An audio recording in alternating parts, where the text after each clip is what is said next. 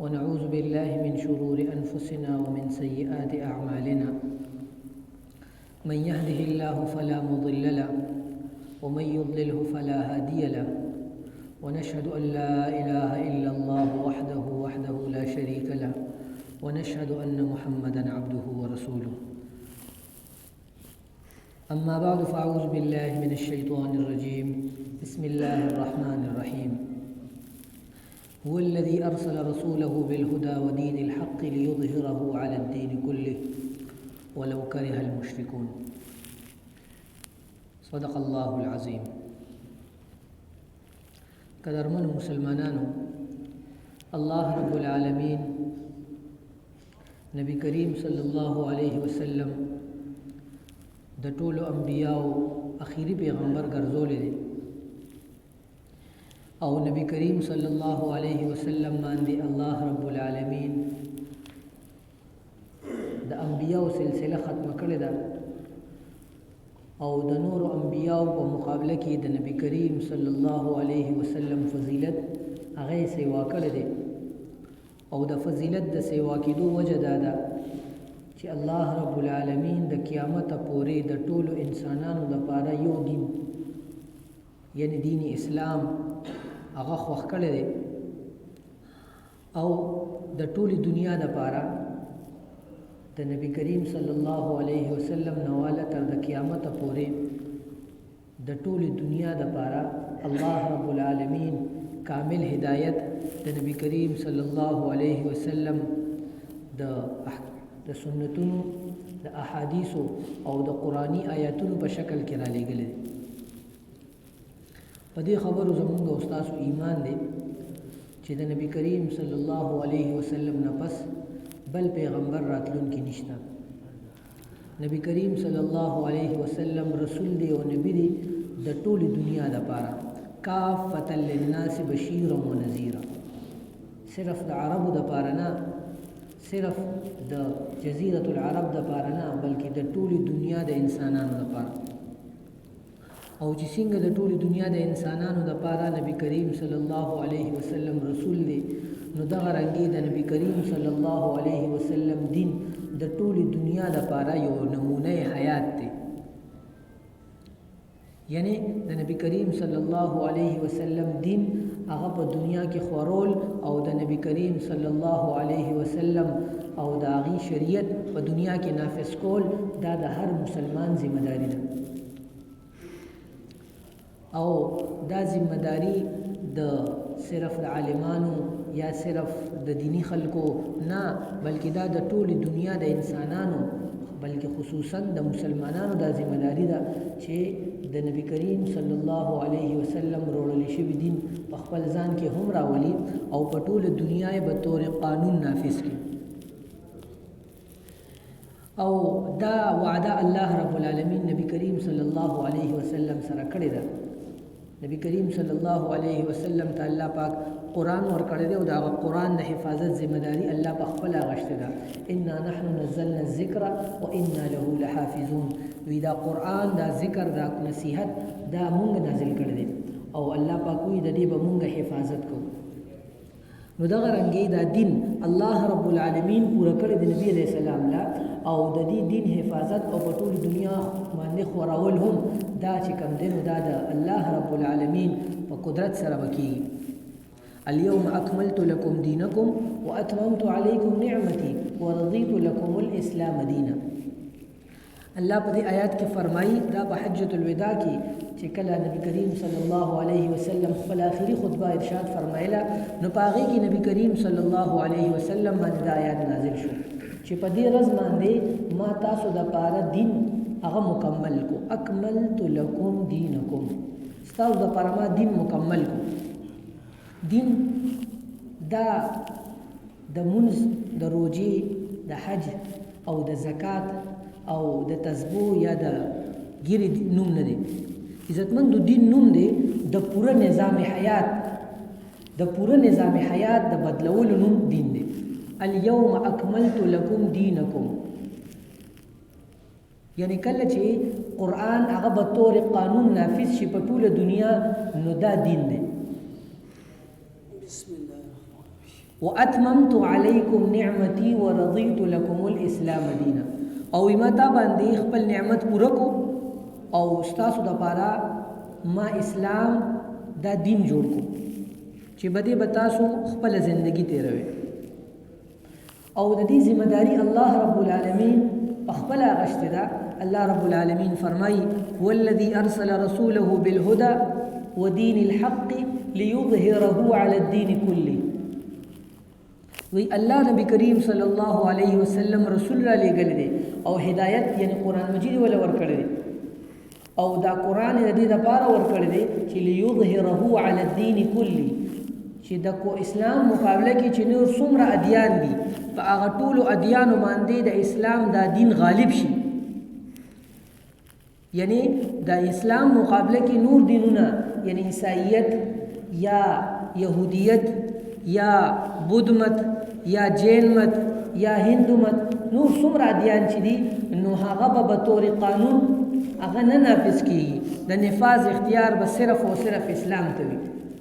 او نبی کریم صلی الله علیه وسلم په خپل حیات مبارکه کې او بیا خلفای راشدین په خپل ادوارو کې اسلام د نفاذ لپاره او د اسلام به طور دین به طور قانون د اسلام د خورولو لپاره مهنتونه کړي او د هغې سیرت زمون پړوان دي. خو د دې پیشنګوئی چې لیظهره علی الدین کلی چې اسلام به بطور دین په ټوله دنیا باندې غالب کیږي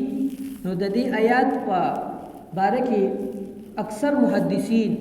او اکثر مفسرین دا وایي چې د نبی کریم صلی الله علیه وسلم او د خلفای راشدینو په زمانه کې په جزیرة العرب او په شام او په فارس باندې اسلام غالب شو خو په ټوله دنیا باندې نو غالب شوی. دا به په آخري زمانه کې کیږي. او د زمانو سیاسی مختصر تاریخ نبی کریم صلی الله علیه وسلم نا نعمان ابن بشیر رضی الله عنه نقل کړي. هغه فرمایي تكون النبوة فيكم ما شاء الله ان تكون ثم اذا شاء الله ان يرفعها رفعها. وی ترسو پوری چې الله غواړي نو نبوت به وي یعنی نبی کریم صلی الله علیه وسلم به حیات وي هغې به ژوندي وي. چې کله الله نبوت زمانه ختمولو غواړي نو نبی کریم صلی الله علیه وسلم به وفات شي. ثم تكون خلاف على منهاج النبوة ما شاء الله ان تكون ثم اذا شاء الله ان يرفعها رفعها. بیا به هغې نه پس خلافه على منهاج النبوي یعنی خلافت به وي خو مکمل به د نبوت په انداز باندې وي. او چې کله بیا الله رب العالمین هغه ختمولو غواړي نو هغه خلافت به ختم شي. او د ابوبکر رضی الله عنه زمانہ د حضرت عمر رضی الله عنه زمانہ د حضرت عثمان رضی الله عنه د حضرت علی رضی الله عنهم د دې حضرات زمانہ هغه خلافه علی منهاج النبوه یعنی داسې خلافت چې هغه د نبوت په انداز باندې و. نبوت خو نو خو د نبوت په انداز باندې طرز سیاست و. ثم تكون ملكا عاضا ما شاء الله ان تكون ثم اذا شاء الله ان يرفعها رفعها. بیا به د هغې نه پس موروثي سیاستونه د پلار نه پس زوی د زوی نه پس نوسي د نوسي نه پس کړوسي او په دې طریقه به حکومتونه بدلیږي. یعنی په هغې کې به خو د قرآن او د حدیث څه نظام وي خو د انتخاب طریقه د بادشاہ د منتخب کولو طریقه او مکمل د قرآن او د حدیث نظام به طور قانون هغه به پوره نه وي. ثم اذا شاء الله ان يرفعها رفعها. بیا به دا دورم ختم شي. ثم تكون ملكا جبريا. بیا به داسې دوران راشي چې په هغې کې به زور او زبردستی وي. یعنی په ظاهره به مسلمانانو نور ادیان هغه خو به آزاد وي د نوم په اعتبار سره خو په حقیقت سره به ټول په یو نظام کې انختی وي او په نوم به ازادي وي خو حقیقت کې به د شان نور خپل خلق حکومتونه چلی. ثم تكون ملكا جبريا. بیا به د زور او زبردستی حکومتونه او په نورو حدیثونو کې د داسې حکومتونو وضاحت نبی کریم صلی الله علیه وسلم ارشاد فرمایلی دی چې ډومبنې په زمانه نبوت بیا به ورپسې خلافت او رحمت او دریم نمبر به بیا رحمت وي او په څلورم نمبر کې به د زور او زبردستۍ حکومتونه وي او داسې زبردستی به وي چې قرآن به بطور قانون نفاذ ته نه عوام تیار وي او نه خواص دیندار خلک په هم د قرآن د نظام نه تختی بلکې په بعض احادیثو کې قرآن ته وایي خلک کالا قانون وي او نن هغه مونږ اورو او اسلام به د بدنامۍ نوم جوړ شي زنا به عام شي او د ښځو لباس خو به وي خو پته به یې لګي چې دي څه دننه څه دي کاسیات عاریات لباس به خو اچولی وي خو د لباس د اچولو نه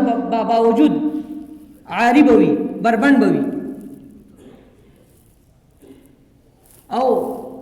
مسلمانان به په مسلمانانو باندې به کفار داسې حملې کوي لکه څنګه چې خلک ماته وکړي ډوډۍ ماته کړي په غوښه کې او سالن پې ډېري او کسان ورته کمي او پته یې ورته چې خرابېږي نو کله یو ته اواز کوي او کله بل ته نو حدیث کې دي چې یو بل ته به کفار اواز کوي او مسلمانان به ډېر وي خو غصاء که غصاء السیل څنګه چې د سمندر زګ وي نو داسې به د دې څه حیثیت نه وي د دې وجه نه چې دې سره به تعلیم نه نه تعلیم خو ویل کوالیفاید وي د دې وجه نه چې دې سره به دین نه ښه غټ غټ دیندار او موجودي د دې وجه نه چې دې په قرآن نه پوهېږي نه دا ټول به په قرآن پوهېږي د دې وجه نه چې دې بچي نه او دې سره به پیسې نه او دې سره به اسلحه نه یا دې سره به فوج نه یا دې سره به طاقت نه دې سره به هر څه موجودي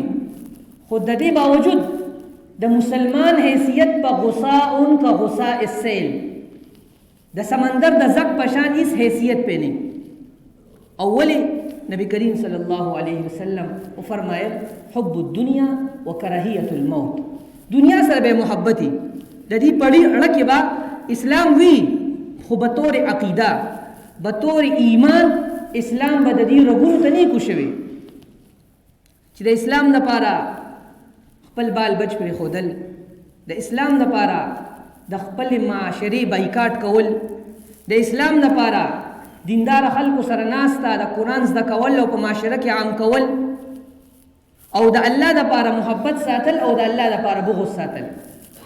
دا د کامیابی او د ناکامۍ مدار نبی کریم صلی الله علیه وسلم په حدیث مبارکو کې موږ ذکر کړی او د دې څلورو ادوارو نه پس نبی کریم صلی الله علیه وسلم او فرمایل ثم تكون خلافه على منهاج النبوه وی بیا به د دې نه پس بیا خلافه على منهاج النبوه راځي یعنی څنګه چې د ابو بکر رضی الله عنه او څنګه چې د عمر رضی الله عنه او څنګه چې د عثمان رضی الله عنه او څنګه چې د علی رضی الله عنه دورو نو هغه شان دور به بیا راځي او نبی کریم صلی الله علیه وسلم په یو بل حدیث کې فرمایي یخرج ناس من المشرق په د مشرق نه بس خلک راپاسي او د مدینه مشرق ته افغانستان پاکستان او هندوستان دا ملکونه دي یخرج ناس من المشرق فیوطئون للمهدي ای سلطانا وې د مهدی لپاره ولا ملاتړ جوړیږي دا غره لپاره ولا رحم واري علامہ اقبال فرمائی میرے عرب کو آئی ٹھنڈی ہوا جہاں سے میرا وطن وہی ہے میرا وطن وہی ہے وہی نبی کریم صلی اللہ علیہ وسلم تا چې کم د اسلام د بقا او د دین د مضبوط والی کم هوا راغلی وا نو هغه اقبال وی زما وطن هغه دی او د دې بنیاد ایمان او د یقین مهنت چې د مسلمان پړه کې د ایمان مهنت وي د مسلمان د الله په وعدو او د الله په وعیدونو باندې د الله په احکامات او د نبی کریم صلی الله علیه وسلم په سنتونو باندې مضبوط یقین وي دا د کامیابی راز دی الله دې عمل کولو توفیق راکړي صلی الله تعالی علی خیر خلقه محمد و آله و صحبه اجمعین